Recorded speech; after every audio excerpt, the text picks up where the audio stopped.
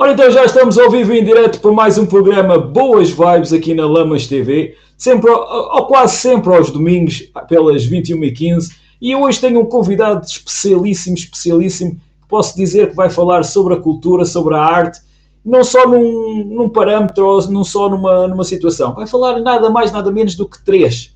Ora, música, pintura e realização.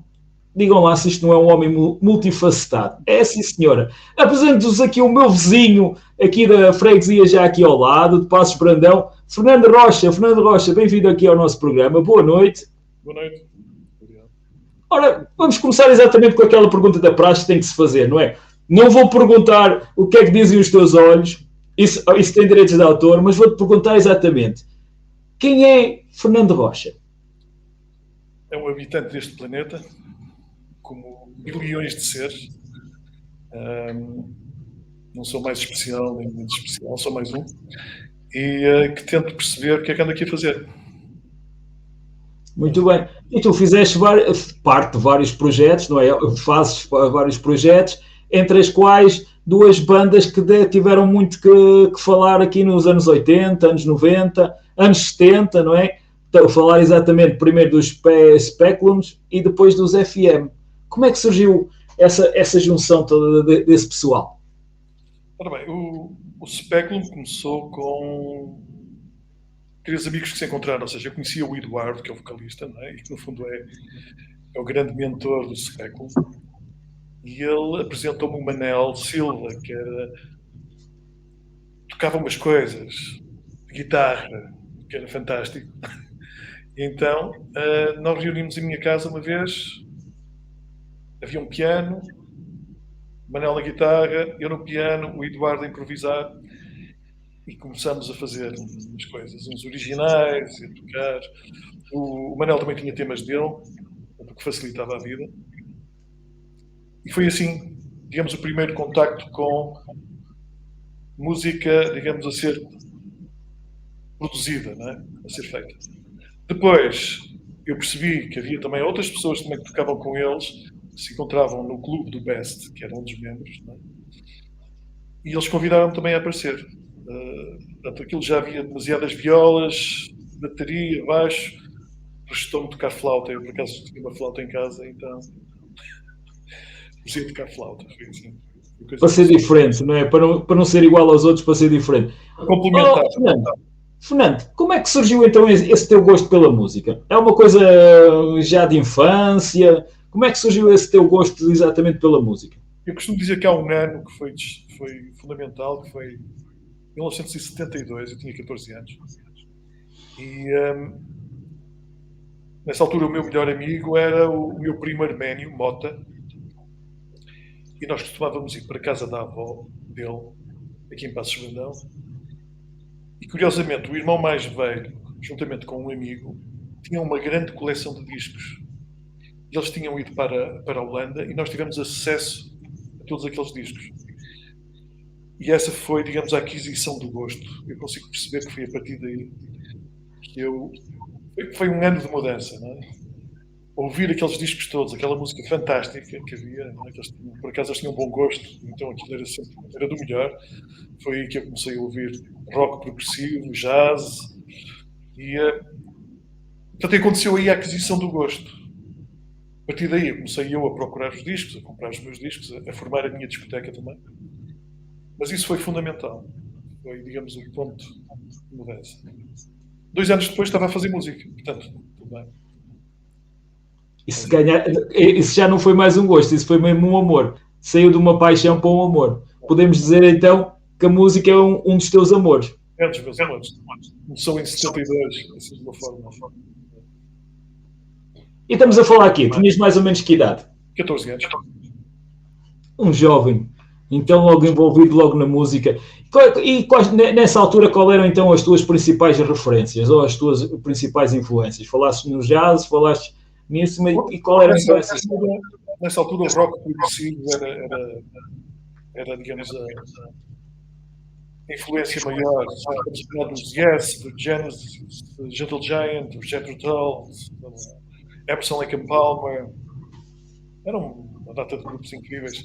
Eu acho que os anos 70 foram os anos de ouro do rock. Foi uma altura em que o rock queria competir com a música clássica, com a música erudita, não é? Então tornou-se extremamente rebuscado, extremamente complexo. Foi uma fase incrível.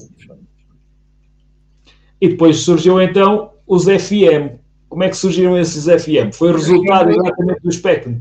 Os FM foi mais tarde, foi em 81. Ou seja, havia um amigo também que tinha tido uma banda nos anos 60, que foi o Zé Manel Couto, e que sabia que eu tocava com outras pessoas e veio-me pedir ajuda para gravar um single com temas que ele tinha precisamente nessa altura, dos anos 60. Então eu reuni o pessoal para concretizar o projeto dele. Isso deu origem a 2 singles. E uma vez, digamos, satisfeito o sonho dele, ele partiu da banda e nós ficámos assim um pouco, agora o que é que vamos fazer? Já temos uma banda feita, temos um contrato com um editor, e se fizéssemos um LP, fantástico. Então fizemos um LP, mas partimos numa direção completamente diferente.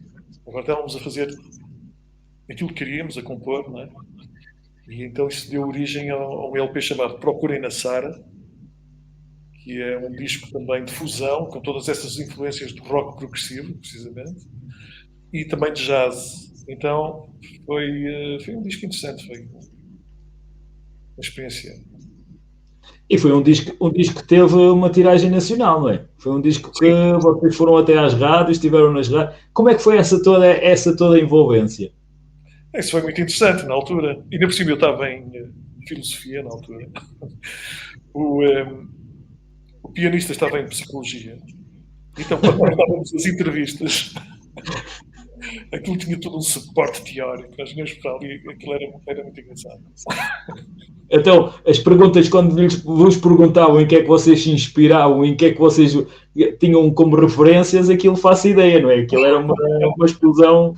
Era uma explosão de criatividade, sei lá, mesmo até esse nível, porque nós falamos de questões sociais, políticas, filosóficas, não é? Que estavam por trás das canções, que estavam por trás da nossa postura. Então era muito interessante. E quando é que tu viste que tinhas que realmente fazer ali levar isto muito a sério, então profissionalizaste? Bom, o grupo depois teve um problema, que foi um dos membros adoeceu, teve um problema de saúde, o baterista emigrou para o Iraque, de repente a banda Mais uma a desmantelar, não é? Isto estamos a falar em 82. O que me fez pensar um pouco, agora o que é que eu vou fazer? Entretanto, eu já tinha deixado as Belas Artes. Já não me considerava um pintor, não era por aí. Eu estava mais na música, na pintura. E de repente pensei, só havia um estúdio praticamente aqui no Norte, que era o Rangel, e havia aí uma oportunidade de fazer um outro estúdio, penso que seria viável. Então foi isso que eu fiz. Fui para os Estados Unidos, tirei um curso intensivo em Ohio, Chillicothe, em Ohio, perto de Columbus. Era um complexo de 5 estúdios, tínhamos aulas teóricas e práticas. E pronto, voltei, isto foi em 84, em 85 o estúdio abriu, em dezembro de 85. E pronto, e a partir daí foram 30 anos a fazer música, a gravar música das outras pessoas, quer dizer, projetos dos outros, mas que foi muito bom e enriquecedor mesmo. Para quem não sabe, quem é que passou pelo teu estúdio? Passaram Chutes e Pontapés, GNR, passou toda a gente, o Abrunhosa, passou assim dos mais conhecidos, não é? O Riveloso, passou muita gente. E depois eu especializei-me mais na música erudita e no jazz. Então, passou o António Vitor de Almeida, o Lopes Anselmo, passou o Laurent Philippe, muita gente. Mano, dessa gente toda, quem é que te surpreendeu mais pela positiva? Eu era. O António Vitorino de Almeida, nos anos 70, finais dos anos 70, eu era fã dos programas dele que ele fazia em Viena, porque ele era adido cultural em Viena. Então fazíamos programas fantásticos. O que eu mais gostava dos programas até nem era propriamente o conteúdo, mas era a forma como estavam realizados. Ele tinha uma equipa austríaca fantástica, que que trabalhava com ele, e uma editora incrível. Portanto, aquilo foi assim uma lufada de ar fresco naquela altura que era muito ainda cinzenta, finais da ditadura, inícios da Revolução, e aquilo inspirou-me, portanto eu fiquei fã dele. E depois gostava muito dele como pianista, que ele era um pianista fabuloso, e era também um compositor muito interessante.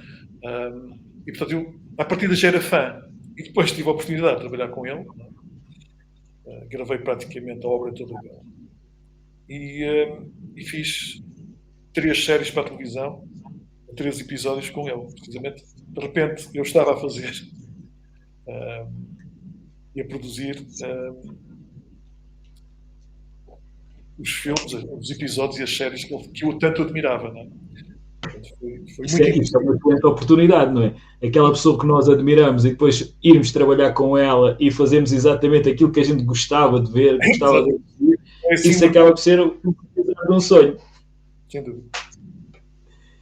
Ora bem, Fernando, temos aqui o pessoal a participar, temos a Maria Luísa Mariluz, que diz olá, boa noite também à Maria. Temos também a Arminda Almeida, a desejar também boa noite. O pessoal pode participar no programa. Quem está a assistir ao programa, faça favor de participar. Nós estamos aqui exatamente também para esta coisa interativa, onde podem juntar-se, podem deixar os vossos comentários, as vossas sugestões. Até se quiserem fazer alguma pergunta ao nosso convidado, eu acho que o Fernando está disponível. Desde que não sejam perguntas assim, pá, qual é o número do NIB e por aí fora. Isso não. Também não. Mas perguntas exatamente com todo o percurso que o Fernando tem, porque o Fernando não é só música. Ele falou aí bem a parte da realização. Como é que surgiu essa situação também da realização? O primeiro filme que eu realizei foi nas Belas Artes, em 78, eu tinha 20 anos, e foi um filme para uma disciplina. Então era a história da vida de um artista. Era uma espécie de comédia negra sobre a vida do artista que, coitado, não conseguia vender as obras dele e, no fim, digamos, os galeristas acabavam por sugar-lhe a alma. Mais ou menos isto. Mas tinha cenas com piada, como, por exemplo, quando ele está na galeria, de repente, ninguém aparecia e, finalmente, ouvia um burburinho e há uma data de pessoas que entram, eram todos cegos. Portanto, é muito interessante. Eu estou a ver que isso é um bocado Monty Python, não?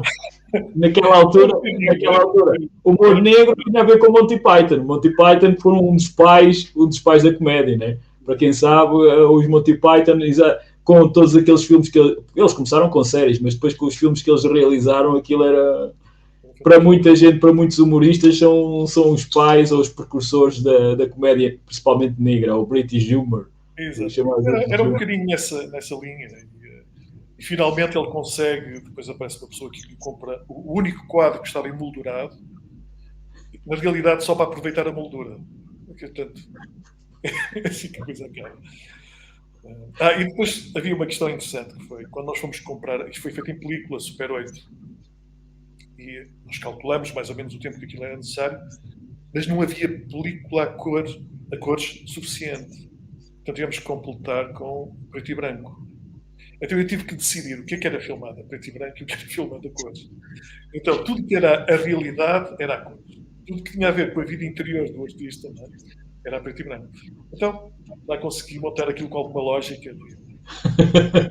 Um bocado Fellini, um bocado assim para o Fellini, aquelas imagens dele. Não, mas deu muito gozo fazer aquilo, foi muito interessante. Foi muito apreciado na altura das Belas Artes. E já foi o meu primeiro contacto com o cinema. Depois, mais tarde, em 96, voltei aos Estados Unidos, desta vez a Nova Iorque, e também criei um curso intensivo na New York Film Academy. Depois voltei e fiz uma longa-metragem, Trânsito Local, e depois fiz as séries, videoclipes, etc. Integrei, digamos isso, na minha vida também. Fernando, como é que eram essas duas realidades? A realidade portuguesa e a realidade americana. A americana, se calhar, muito mais avançada, não é? Podemos dizer que os americanos, a nível de filmes, sempre foi... estamos a falar desde quê? Anos de 20, 30, 40, sempre foram os precursores. E Portugal, se calhar, uma coisinha minúscula, que se calhar não tinha nada ainda, não? Portugal teve o seu período de ouro, não é? Naqueles filmes antigos, não é? Sim, exato. Os grandes clássicos. Vasco Grandes Santana, clássicos. por aí Eles fora. tinham tanta audiência como um filme de Hollywood, pensando. Eram muito populares. E havia uma indústria cá. Havia estúdios, havia pujança, digamos. Não é? Depois da Segunda Guerra Mundial, as coisas começaram a cair. Mas esse declínio na Europa acabou por acontecer mais ou menos em todo lado. E a indústria americana começou, digamos, a tomar conta de tudo, da distribuição, etc. Não é? Eu acho que eles perceberam muito rapidamente, os americanos, que o cinema era a melhor forma de propaganda que eles podiam ter. Então controlaram praticamente todos os processos de distribuição. E também levaram muitos realizadores para a América, não é? Da Europa para a América. Sim, até nesses anos 40, logo a seguir, logo depois, houve aquela caça aos comunistas, ao comunismo, e houve muitos realizadores que andaram a ser perseguidos. Aí fugiram outra vez para a Europa. Exatamente. O Orson Welles, não é? E outros realizadores assim que tiveram a fugir. De qualquer maneira, a realidade do cinema americano é um certo tipo de cinema. É um cinema de espetáculo, é um cinema para o grande público. Enquanto que a Europa começou a fazer outro tipo de cinema, um cinema mais de autor. Portanto, são duas realidades diferentes. Pois, por isso é que eu te fiz mesmo essa pergunta também, não é? A realidade americana, que é muito show-off, como estavas a dizer, com aqueles finais felizes, com aquelas coisas todas muito envolventes, com aqueles heróis sempre, aquela coisa toda, e depois aquela coisa mais crua, se podemos chamar assim, do cinema europeu. Aquele cinema mais erudito, onde obriga-nos a pensar, enquanto o americano é mais visual, a gente é mais apelativo, depois o europeu é aquela coisa mais trabalhada, nos obriga exatamente a usar um bocadinho a cabeça, e o pessoal às vezes não está nessa disponibilidade. Não está Curiosamente, é como a banda desenhada, não é? A banda desenhada americana versus a banda desenhada europeia também é exatamente essa diferença. Eu considero a banda desenhada europeia muito mais rica, a todos os níveis. Portanto, esses são paralelismos. E eu, claro, que identifico mais com a arte europeia, digamos, no sentido. Apesar de reconhecer que os americanos têm uma coisa interessante, que é a forma como eles estruturam a história, a forma como eles contam a história, é muito mais eficaz.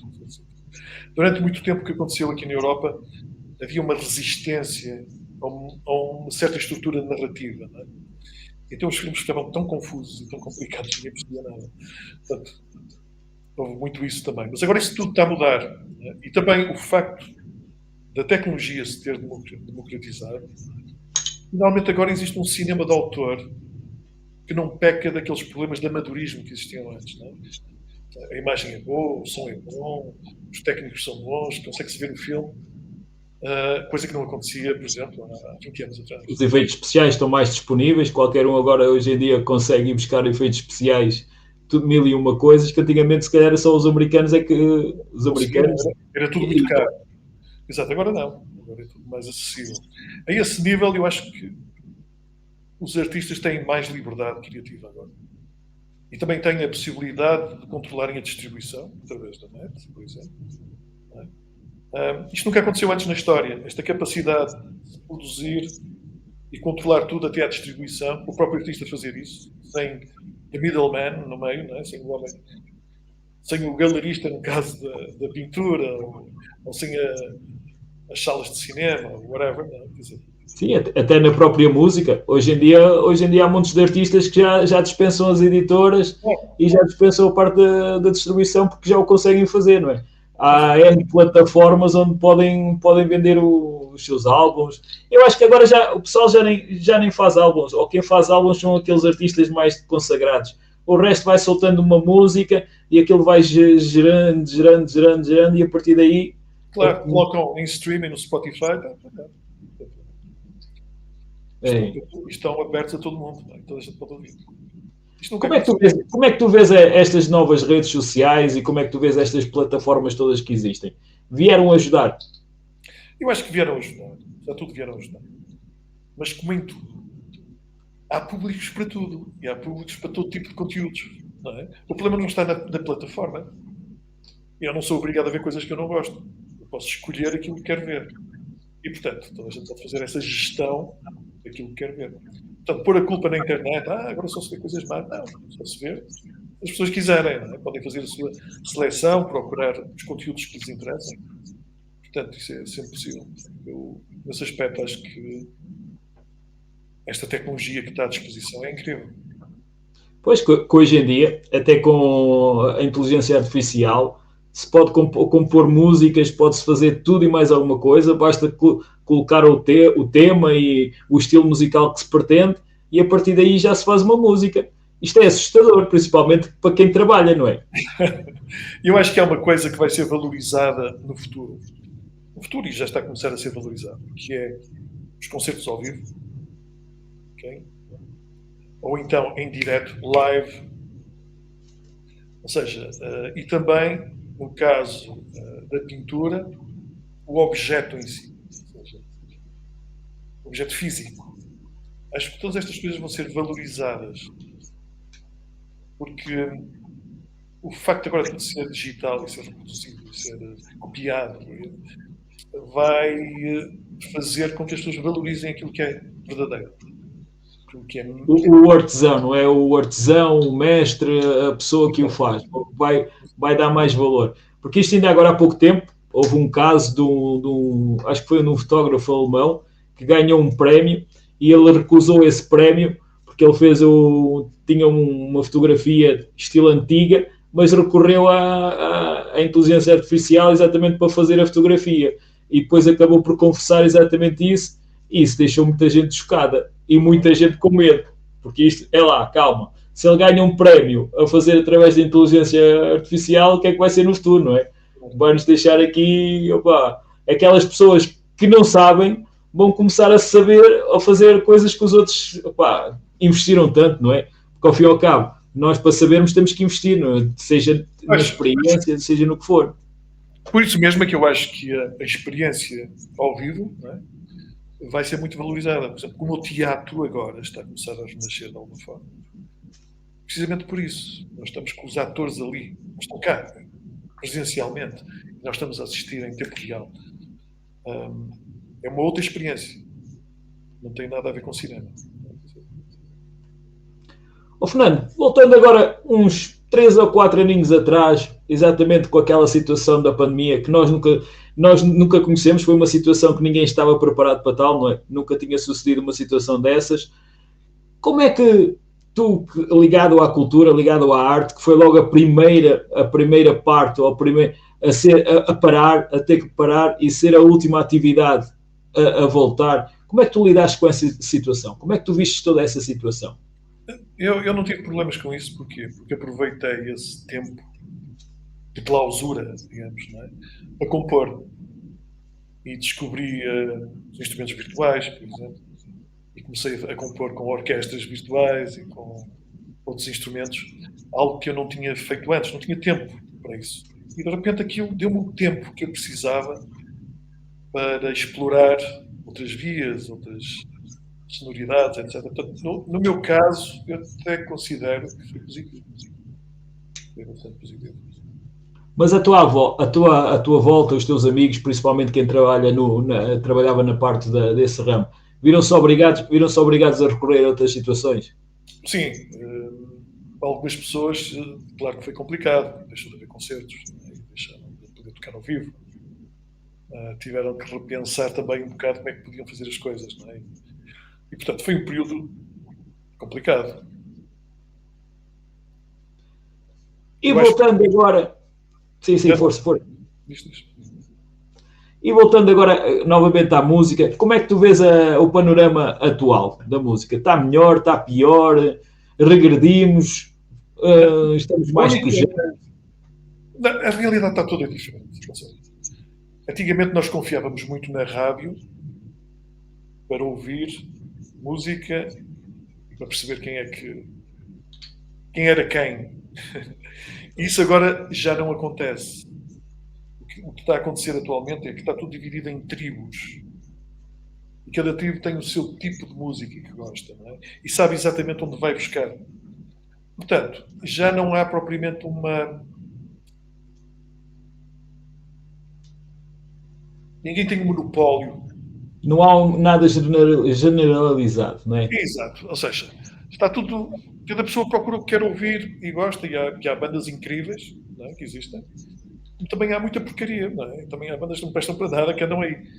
Mas é como eu dizia há pouco, mas só ouve, a gente tem é que procurar. O que é que isto obriga? Obriga a uma proatividade. Nós temos que procurar as coisas que gostamos. Não é? Quer dizer, e não, antigamente não podíamos fazer nada, tínhamos que aceitar aquilo que nos davam. Não é? A rádio é apenas num sentido e, portanto, não podíamos fazer nada. Não é? Agora não. Agora podemos procurar, encontrar as bandas que gostamos, acompanhar os músicos, etc. Esta abertura que de repente houve, que nós podemos conhecer os músicos, eles falam das coisas que fazem, nós entramos na casa deles, eles desacralizaram. Toda essa situação, como nós estamos a fazer aqui dos lives, eles mostram-se exatamente ao público para ganhar esse público. Isso é fantástico. Nós antes não tínhamos informação nenhuma. Nós até se transformavam em semideuses por causa desse afastamento que nós tínhamos deles. Não é? Quer dizer, exatamente. Agora não, agora estamos a ver, estamos a ouvi-los e a ver o que é que eles pensam e a vida familiar deles, que é perfeitamente normal como as nossas. E, portanto, essa desacralização é muito interessante. E eles agora até são os nossos professores, são os nossos júris, eles aparecem exatamente. O que é que tu achas esta panóplia de programas musicais? Há quem diga que é estilo karaoke, há quem diga... Mas ajuda os cantores a aparecerem, pelo menos alguns. Falar aos programas da televisão. Exatamente. Que eu não vejo. Não posso ajudar muito. Porque eu realmente não. Eu já não vejo televisão há muito tempo. A televisão convencional. Digamos, desligar completamente isso. Eu penso que é inevitável que uma televisão tem que decidir que conteúdos é que coloca, não é? E se as pessoas, a única exposição que têm é essa, há uma certa deturpação da visão da realidade. Portanto, eu prefiro procurar aquilo que me interessa e, portanto, há muito tempo que não vejo tudo. Fernando, ainda agora estavas a falar das rádios. O que é que tu achas agora desta polémica toda do pessoa de agora? Antigamente tinha que ter uma taxa de 35%, acho que era 35% de música portuguesa nas rádios. Já baixou isso e houve aqui muita celeuma exatamente por causa disso. Qual é a tua opinião? A minha opinião é que as rádios perderam o interesse todo. Porquê? Porque já não existem programas de autor. Toda a playlist é dada pelos sponsors ou whatever, quem é que esteja lá a controlar a rádio, não é? Então, não tem interesse nenhum. Também não ouço rádio. Isto acaba também por ir um bocadinho às rádios locais, que ainda vão tendo aquelas tradições de... Só eles podem ter algum interesse. Essencialmente eu uso o Spotify e também ouço aquilo que eu quero ouvir e procuro. Portanto, não... Eu recuso um bocadinho aquela imposição. É isto que tens que ouvir. Não é? Assim como eu detesto, por exemplo, ir a um restaurante e ter que apanhar com música. Porquê? Porque geralmente a música que coloco no restaurante é horrível. Quer dizer,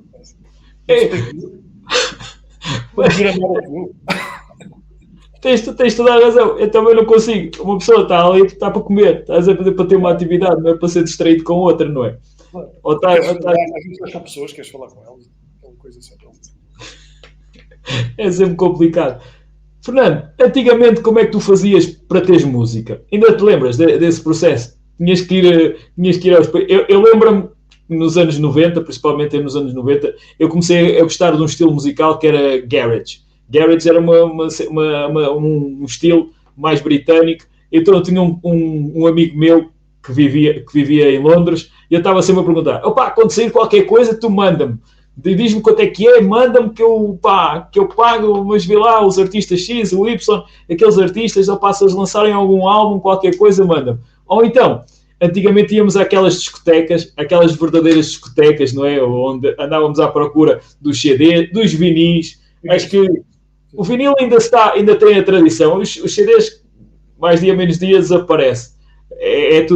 Agora é tudo pens, já nem há pens, agora é tudo exatamente os telemóveis, é todas as aplicações como estavas a falar, mas todo aquele tinha um encanto. Nós andámos ali a vasculhar, os miúdos já nem sabem o que é isso, mas aquela procura que nós andámos ali a procurar nessas tais discotecas, aquele CD ou aquele vinil daquele artista que não conhecíamos de lado nenhum, que depois até punhamos os fones para ouvir primeiro, para ver se gostávamos ou não. Lembras disso? Claro.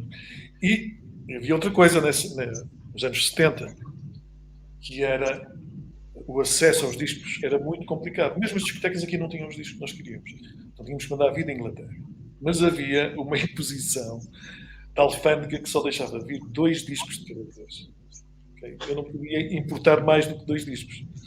Então havia era a Cobb Records, que tinha um catálogo incrível. Então nós mandávamos vir, então era 2 vinha para mim, 2 vinha para a minha tia, 2 vinha para a minha avó. A minha avó recebia Frank Zappa. Mas era a forma de nós contornarmos aquilo. E quando tinhas aquilo, como é que era para ti? Era uma sensação, sei lá... Era uma sensação incrível, até porque os LPs graficamente eram muito interessantes. Por causa do tamanho, né? Quer dizer, as capas eram muito bem feitas, era muito bem elaborado. Não, era fantástico. Nós íamos para casa uns dos outros ouvir música. Coisa impensável nos tempos que correm, não é? E, portanto, sentávamos, punhamos o LP e estávamos ali a curtir aquilo. Isso é fantástico. E o pessoal adorava ouvir música, era aquela sensação de estar sentado e depois no fim começávamos a comentar: ei, tu viste aquele instrumento e aquilo? Opá, mas aquilo, isto, eu nunca ouvi isto em lado nenhum, não é? Era uma experiência, aquilo era uma experiência espetacular. Hoje em dia, se calhar, já não há tanta essa experiência. Com isto, o pessoal consome tudo e mais alguma coisa, se calhar já não há. Agora consome-se mais individualmente. Eu penso que as pessoas não se juntam para ouvir música. Cada um está na sua, com os headphones e tal. Essa partilha que havia, não é? Eu lembro também das cassetes, não é? Mas nem sempre... Ui. Ou seja, tu vais comprar este LP, eu já não vou comprar, eu vou gravar. Agora eu comprava este LP e alguém vinha gravar em minha casa, não é? Era assim que nós partilhávamos, através das cassetes. E depois havia esta coisa que era as canetas, que serviam exatamente para uma coisa muito importante nas cassetes. Que a gente apresenta isso aos miúdos. Para que é que serve a caneta? Não, a caneta servia para uma coisa importante. A caneta ou o lápis, que era para pôr lá no meio, para rebobinarmos para a frente, atrás. E quando a gente queria gravar alguma coisa da rádio, opa, aí é que era. Tínhamos que andar a fazer figas para o homem não falar, para o locutor não falar sequer, para estar caladinho, para não haver comerciais nem nada, para conseguirmos ter a música. Mas era um espetáculo. E o pessoal não tem noção daquilo que tínhamos que fazer, não é? Pegar em fita cola, que constantemente as cassetes, as fitas estavam a ficar presas nas cabeças, o pessoal não sabia. Opa, era todo esse trabalho que nós tínhamos, mas era uma delícia. Limpar as cabeças, porque aquilo começava a ganhar dióxido de ferro e depois aquilo começava a ficar maço. Era preciso limpar as coisinhas todas, as voltanas, fazer limpeza disso. Ainda te lembras dos aparelhos? Daqueles, antigamente se calhar nem era Pioneer. Eu cheguei a ter um equipamento Pioneer, que na altura era o topo de gama, tinha tudo e mais alguma coisa, tinha o CD, tinha as cassetes, tinha os cartuchos. Ainda sou daquele tempo que havia uns cartuchos. Os cartuchos tinham um som incrível. Os cartuchos eram incríveis, porque era uma fita mais larga, portanto tinha melhor qualidade. Eu lembro de ficar fascinado com o som dos cartuchos. Só que não era prático. Era difícil de encontrar. Era difícil de encontrar cartuchos na altura. Só mesmo nessas tais discotecas, porque nem nas discotecas aquelas que a gente ia às feiras encontrávamos esses cartuchos. Aí era só cassetes. Aí só tínhamos as cassetes. Não, foram tempos engraçados. E é interessante passar por essa evolução tecnológica, ter acompanhado tudo, desde a fita, vinil, cassetes, o aparecimento do CD, até chegamos agora, portanto, na internet. Isso também consegues ver também na parte do cinema, não é? Ao bocado falaste na Super 8, mas depois veio outras fitas diferentes, veio outros processos, até na fotografia. É muito interessante perceber, mesmo os arquivos de noticiários que a qualidade era fantástica, mais ou menos até inícios dos anos 70. Depois começou a ser horrível e agora, só há coisa de 10 anos, é que começou a ter outra vez qualidade. Porquê? Porque antigamente era tudo feito em película. E aquilo tinha uma resolução fantástica. Por isso é que quando vamos ver o arquivo e o restauro de notícias, não é? Dessa época, aquilo tem uma qualidade impressionante. Uau! Depois, a partir dos anos 70, 80, é tudo horripilante porque é tudo feito em vídeo. E vídeo de baixa resolução, aquilo é horrível. Até aparecer outra vez a high definition, a alta definição, já nos anos 2000 e tal, não é que a coisa foi retomando outra vez a qualidade. É muito engraçado perceber essa oscilação. Essa evolução. Os miúdos nem sabem, a gente fala na disquete, os miúdos nem sabem o que era uma disquete e o problema que era para tu conseguires pôr uma música numa disquete. Aquilo, era preciso vai, quê? 10 disquetes para pôr uma música. Eu lembro que nós andámos com aquelas caixas de disquetes para pôr uma música. Aquilo era. Não tinha memória nenhuma, aquilo uma desgraça. E os discos duros eram caríssimos. Caríssimos, era uma coisa impressionante. Mas uma coisa que eu sempre admirava e gostava não era só procurar CDs, era depois também as capas dos CDs. Todo aquele trabalho gráfico que existia, não só procurar as letras, mas depois aquele grafismo todo, a parte mesmo estética da fotografia que eles tinham, havia uma preocupação muito grande nisso. Hoje em dia, se calhar, está-se a perder esse aspecto. Sim, perdeu-se um pouco isso. Agora há um revivalismo outra vez, não é? Dos LPs, já sei de novo. E, portanto, isso está outra vez a aparecer. Não sei, qualquer dia há um revivalismo outra vez do CD. Eu acho que estas coisas são por fado.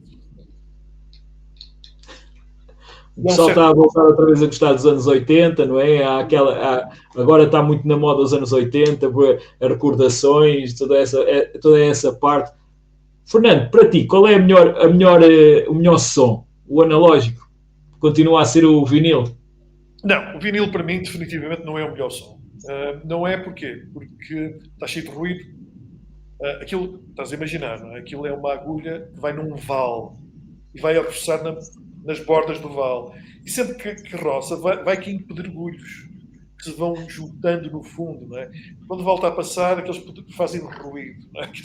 E aquilo cada vez é pior. Sempre que passa mais pedregulhos caem das encostas e mais ruído, não é? Portanto, chega a um ponto que aquela batata frita que se ouve de fundo, aquilo moda.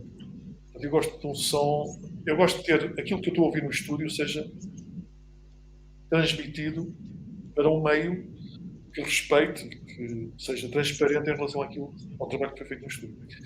E nesse aspecto, atualmente, o streaming, se for, por exemplo, 24 bits, 48K, não é? Quer dizer, assim, e pode ser mais, 96, 192K de resolução. E até pode ser super áudio CD, se for feito em DSD, então aí é totalmente transparente. É uma qualidade que nunca se teve, nunca existiu esta coisa. Os saudosistas e os românticos é que acham que antigamente aquilo era bom. Não era, só quem no meio o pessoal está sempre a falar, principalmente agora que voltou a moda do vinil, que o vinil é que é bom, o som do vinil é que é perfeito, aquela coisa analógica, aquele som analógico é o melhor, o digital não presta, o digital é todo... Mas não é. Até porque para se fazer um vinil, aquilo tem que ser comprimido, tem que ser filtrado, porque senão não era possível fazer as gravações. Portanto, há muitas limitações desse meio. Não é? Portanto, há uma curva que se faz para gravar e depois há uma curva que se faz para reproduzir, não é? Quer dizer, em termos de equalização. Não, está longe de ser o ideal. Ainda assim, o CD foi, em termos comerciais, aquilo que se aproximou mais da realidade. Claro que foi uma coisa, foi o que havia disponível na altura, que foram os 16 bits, 44.1, né, da mostragem. Agora não, agora já há resoluções muito superiores. Só que, do ponto de vista comercial, perdeu-se esse comboio. Não é? Portanto, agora o que existe é, online pode-se ter acesso a essas resoluções. Isso é interessante. Sim, senhora. Voltando agora a uma coisa mais pessoal. Voltando exatamente ao passado, à tua infância e à tua adolescência. Santa Maria de Lamas, o que era para ti?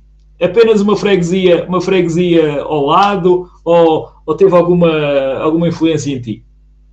Santa Maria de Lamas. O que é que eu me lembro de Santa Maria de Lamas? Lembro do museu, que para mim era o primeiro museu kitsch do mundo. Completamente. Aquelas coisas que eu via lá, eu achava aquilo de outro mundo, não é? Eu sempre, o que é isto? E, portanto, eu lembro que depois, quando andávamos nas Belas Artes, eu sugeria ao professor de Estética, que era o Álvaro Lama, uma visita ao Museu de Lamas. Porque realmente era o único museu kitsch que eu conhecia. Portanto, não havia outro. E, portanto, nesse aspecto foi fantástico. O resto, eu tinha alguns amigos em Lamas, não muitos. Portanto, era isso que eu me lembro. Me lembro assim, E a tua terra, Passos Brandão? Passos Brandão. Passos Brandão tinha uma coisa interessante, que tinha o cinema. E foi aí que eu comecei a ver cinema. Tipo Cinema Paraíso. Aquilo era impressionante. Nós éramos miúdos e eu e o meu primo às vezes íamos lá. Então, quando chegávamos, o senhor da bilheteira dizia assim: eu vou-te dar os bilhetes quando o teu pai e a tua mãe vinham ver cinema. Então, nós ficávamos sempre no balcão, duas cadeiras à frente, não é? E depois aconteciam aquelas coisas muito interessantes, que era, vamos a ver o filme, de repente a máquina parava e a derretia, não é? Depois eles precisavam de colar outra vez para avançar aquilo. Havia essas peripécias todas, os assobios da malta a ver os filmes, etc. Aquelas coisas todas. Foi muito interessante. Mas eu vi montes de filmes clássicos nessa época. Do que é que sentes mais falta da tua adolescência? Ou o que é que, vamos dizer assim, o que é que se pudesses mudavas? Mudavas alguma coisa? Ou tal e qual como foi perfeita? Não, foi ótimo. Foi fantástico. O facto de vivermos precisamente na província e não haver questões de segurança. Nós andávamos para todo lado e só saímos de casa, brincávamos, chegávamos à noite. Não havia este problema, coitadinho, que ele vai ser assaltado, raptado, não sei o que, isso não existia. Portanto, essa liberdade era incrível. Depois, havia também as limitações, no fundo, do facto das pessoas não terem carro, a maior parte das pessoas, não terem televisão, a maior parte das pessoas, fazia com que viviam mais para a comunidade. Havia teatro, haviam bandas de música, não é? Portanto, havia muito mais, as pessoas paravam nos cafés, conviviam mais, uma data de coisas que se foram perdendo. Agora a nossa proximidade do Porto e de outros sítios faz com que o pessoal não para, cara. Está deserto. Seja só e apenas um dormitório. Para muita gente. E, portanto, havia essa produção musical, que é Passos Brandão, a Academia de Música, etc. Portanto, sempre houve aqui um burburinho cultural, não é? Quer dizer, nesse aspecto. Mas Passos Brandão era interessante, era um bocadinho diferente das outras freguesias. E depois tinha várias bandas, não é? Segundo da outra vez que nós estivemos a falar, exatamente do vosso grupo do Speculum, havia outras bandinhas também a surgir na altura. Era tudo de quê? Um descobrimento. Andava tudo a querer descobrir a música, a querer tudo fazer, já que não existia exatamente para proveito, tinha que se criar, não é? Sim, aquilo era uma necessidade mesmo de experimentação, de descoberta. Aquilo foi logo. As bandas começaram todas a aparecer. Estas bandas que eu estou a falar, que eu participei, claro, depois do 25 de Abril, né? 74, 75, 76, por ali até. Eu estive até por uma década, 74, 84. Depois veio o estúdio. Mas nessa década foi uma década de muitas experiências. E isso deu exatamente muita experiência, muita bagagem, não é? Claro. Permitiu-te ganhar muito arcabouço, como se costuma dizer. Olha. Isso é bom. E na parte da pintura? Falaste que estiveste nas Belas Artes, como é que saiu esse teu gosto? Foi uma coisa que tu procuraste? Também foi um ano muito importante. Eu lia muita banda desenhada, colecionava banda desenhada, portanto já havia aí uma aquisição do gosto da partida. Depois, em 73, eu comecei a desenhar todos os dias. Eu chegava das aulas, abria uma gaveta, punha uma tábua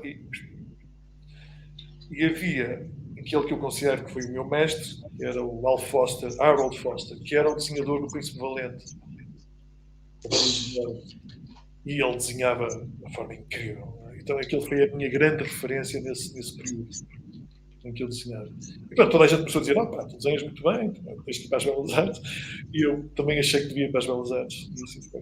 Então, depois fui para as Belas Artes, estive lá 2 anos, não acabei as Belas Artes, depois passei por Filosofia, depois vim para a música. Mas o bichinho da pintura ficou adormecido e durante 37 anos eu não pintei. E depois, no fim da numérica, quando eu fecho a editora, e que de repente há uma crise de identidade, do género, eu era o editor, agora o que é que eu sou? A pintura surgiu-me assim. E eu comecei a pintar e de repente foi meteórico. Eu da noite para o dia transformei-me num pintor. E em que é que te inspiras para ter as tuas peças, as tuas obras de arte? Eu faço pintura abstrata, expressionismo abstrato.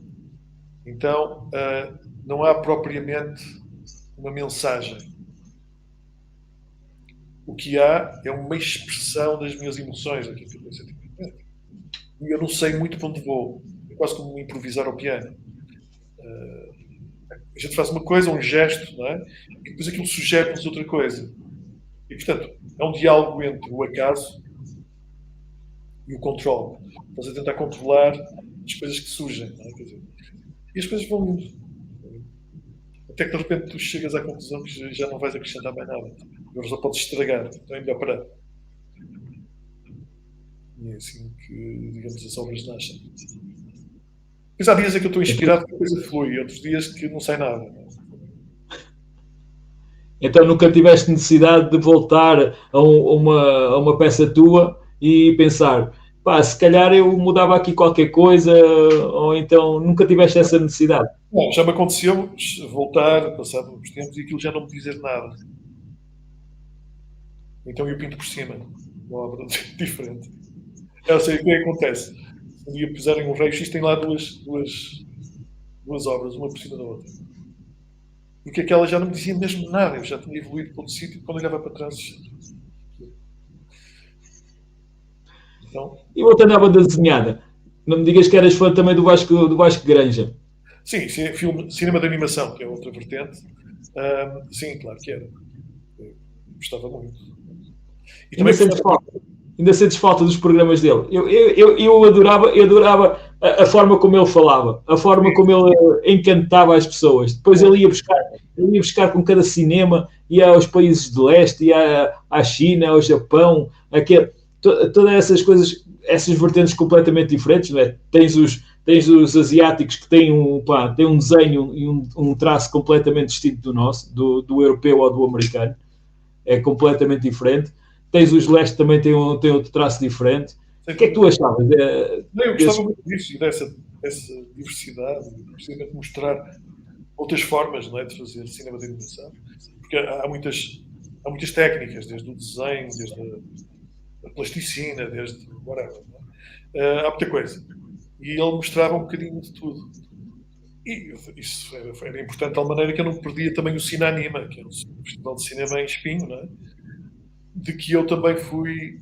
Eu, durante muitos anos, eu dava o prémio Numérica para a melhor banda sonora. Um bocado para chamar a atenção da importância da banda sonora nos filmes. No cinema e no cinema de animação. Nós aqui na Lamas TV temos um programa que é o VHS. E o primeiro programa que fizemos do VHS foi dedicado exatamente ao Steven Spielberg. Para mim, Steven Spielberg, principalmente no cinema fantástico, é uma das referências máximas. Não só pela maneira como ele filma, não só pelos filmes que ele traz, pelas aquelas novidades, e também por ter conseguido exatamente com as bandas sonoras, que agora não me está a recordar o nome de quem fazia as bandas sonoras dele. John Williams. Exato. Aquelas bandas sonoras, desde o ET, desde o Encontros de Primeiro Grau, todas essas bandas, aquela envolvência que ele tinha era espetacular. Ver um filme onde tu tens o som por trás e tens o som a dar com o filme se calhar até acaba por ser até mais importante. Não só os close-ups que ele fazia, aquelas aproximações que fazia aos artistas para ver os sentimentos deles, como foi para o Jurassic Park, quando eles viram os dinossauros, que é aquele close-up na cara da Júlia e do outro artista também. Mas tudo isso foi um espetáculo. E nós falámos exatamente nisso, a importância que tinha antigamente os filmes e as séries. Toda a gente identificava logo uma série pela abertura. Fosse qual fosse, a música de abertura, os filmes do Rocky, do Stallone e outros mais, quem não se lembra desses filmes? Hoje em dia, se calhar, está-se a perder um bocadinho isso, não? Não, eu acho que há uma especialidade de compositores que fazem exatamente música para cinema. E são muito bons, cada vez há compositores incríveis. Não é? O John Williams é um dos meus favoritos. E, de facto, o Spielberg, o êxito dos filmes do Spielberg não seria igual se não fosse o John Williams. O contributo, nós não conseguimos perceber, mas o contributo de John Williams em qualquer filme para o qual ele compõe é enorme. Eu diria que são 50% ou mais. Quem é que não. Basta tu pôr, por exemplo, a música do ET, quem é que não se lembra da música do ET? Quem viu, não é? Quem viu sabe logo. A lista de Schindler, fantástico. E, olha, sei lá, tantos.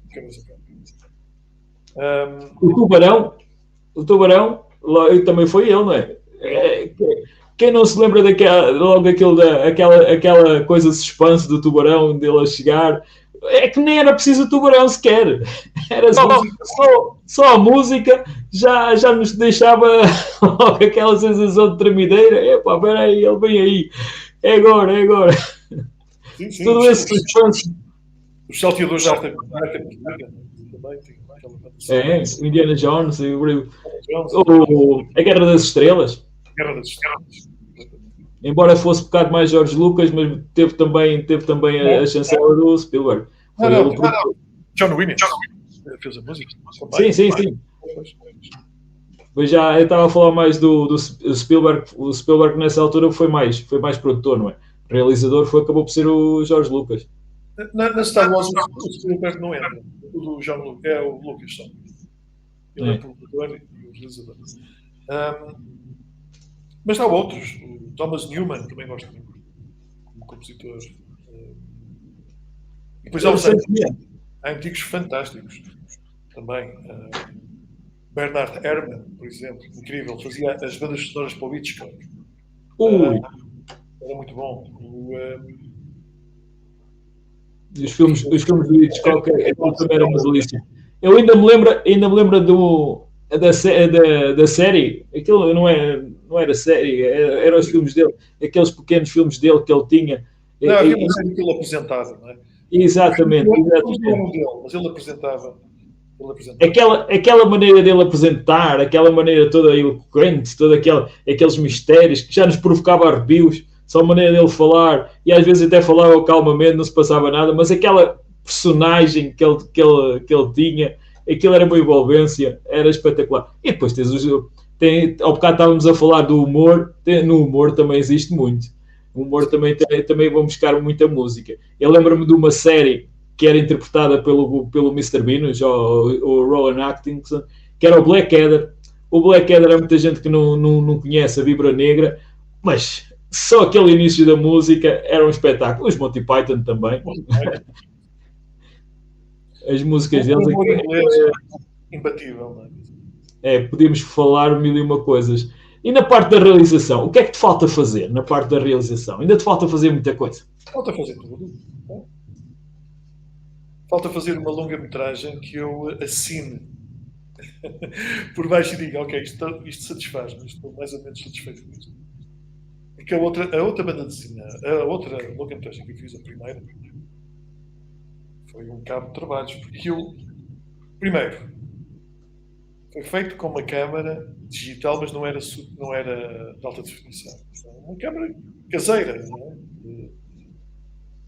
Depois, toda a gente que entrou de borla, ninguém não paguei nada, eu só consegui o dinheiro para pagar a estadia, a comida, a estadia no hotel e as viagens. O resto não havia dinheiro para mais ninguém. Os meios eram super escassos. Eu ainda consegui montar aquilo num computador, num Mac G3. Nem sei como é que consegui fazer aquilo. E, portanto, do ponto de vista técnico, havia montes de limitações. E depois, o facto de eu não estar a pagar fez com que, não foi em toda a gente, mas em alguns dos intervenientes, não levassem aquilo muito a sério. Então o que aconteceu foi, por exemplo, havia alturas em que chegavam assim, para filmar e ele não tinha lido uma frase do guião. Então nós tínhamos que estar ali, vamos ter que ter agora a fazer isto em partes e não sei o quê. Portanto, houve montes. E houve outras pessoas que me surpreenderam, incríveis. Tinham aquilo tudo muito. Foi logo à primeira, o primeiro take ficou logo. Foi fantástico.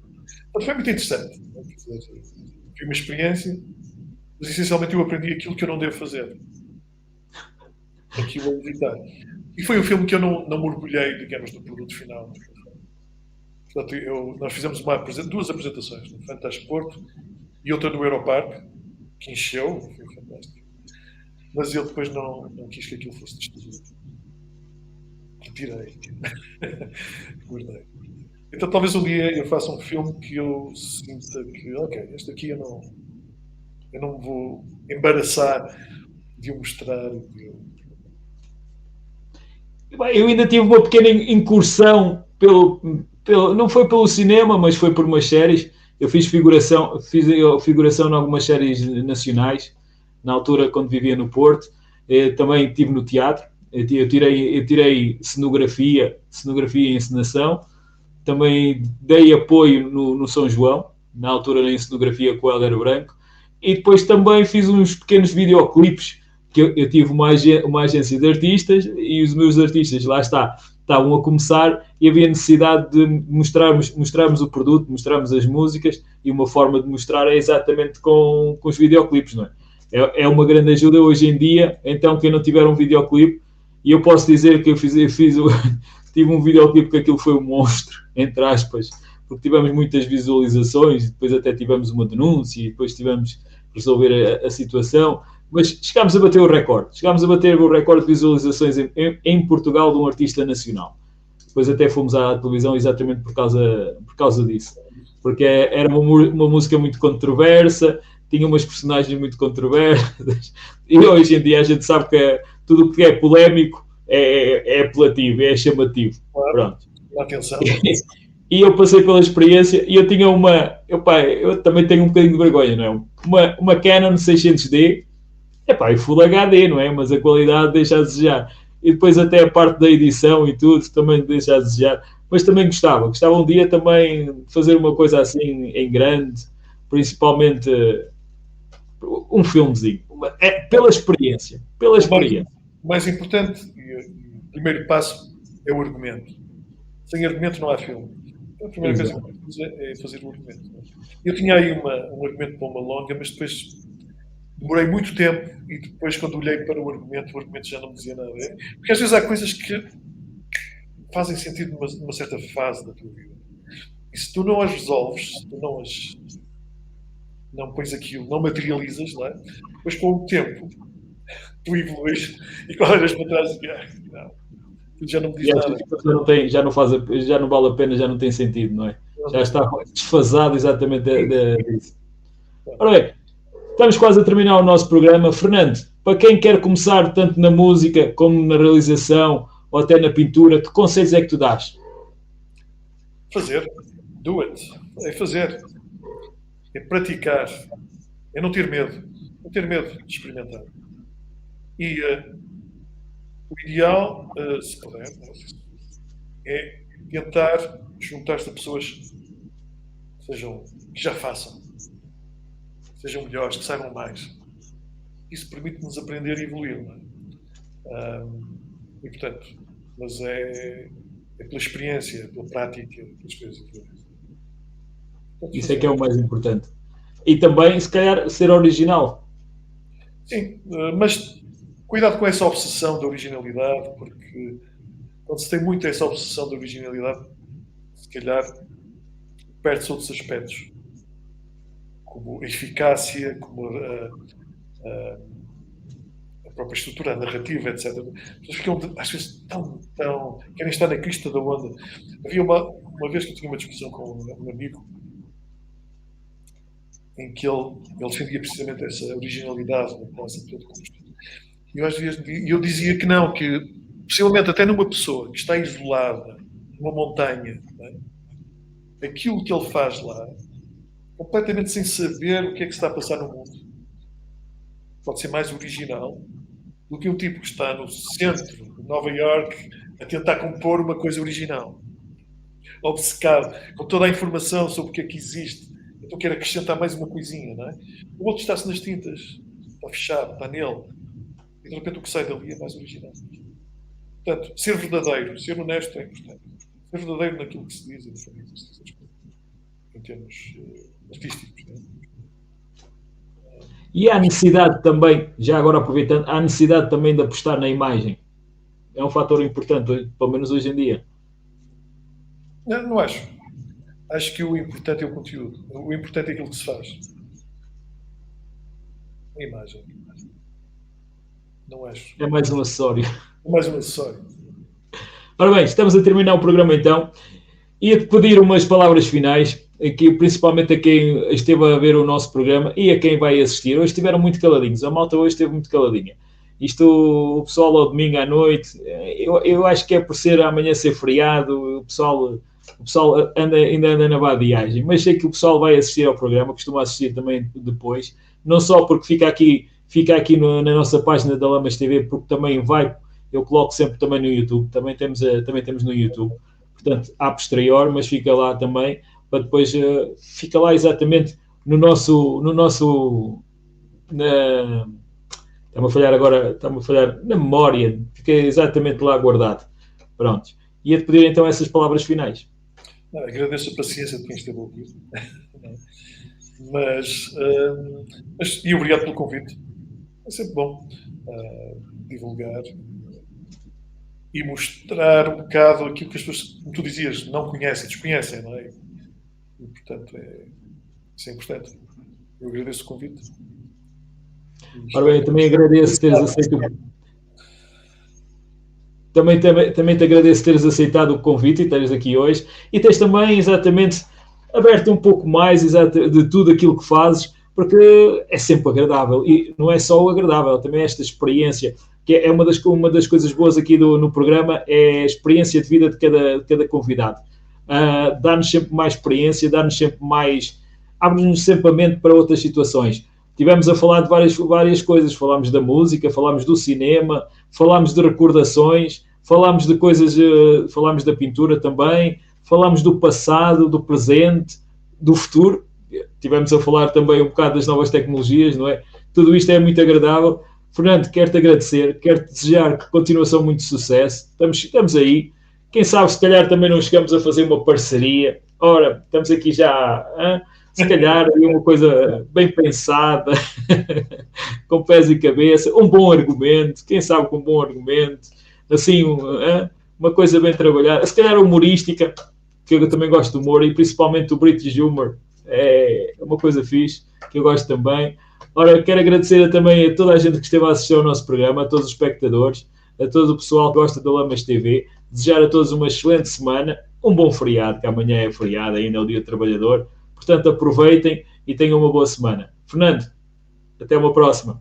Próximo.